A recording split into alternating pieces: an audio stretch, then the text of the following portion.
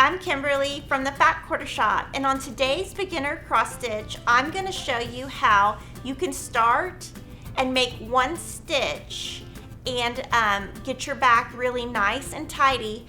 So if you want to do a stitch and you don't want to carry the thread over, I'm just going to show you how you can do a single stitch.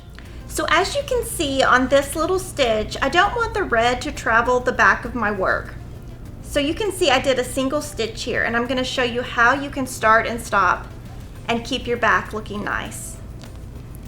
So first I'm going to come up and I'm going to do a half stitch. I'm going to do the loop method where I pull it through the loop in the back.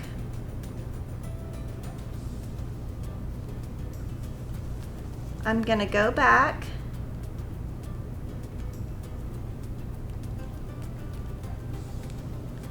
I'm going to finish the stitch.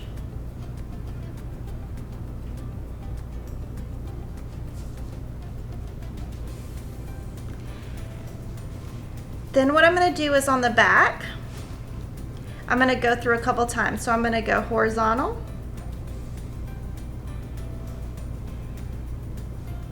vertical, horizontal, vertical,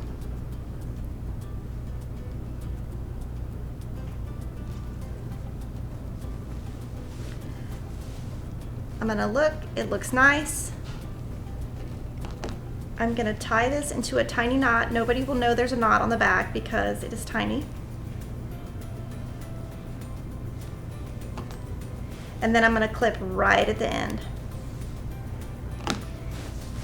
And now you've got one stitch and your thread does not have to travel and you don't have to have a messy back.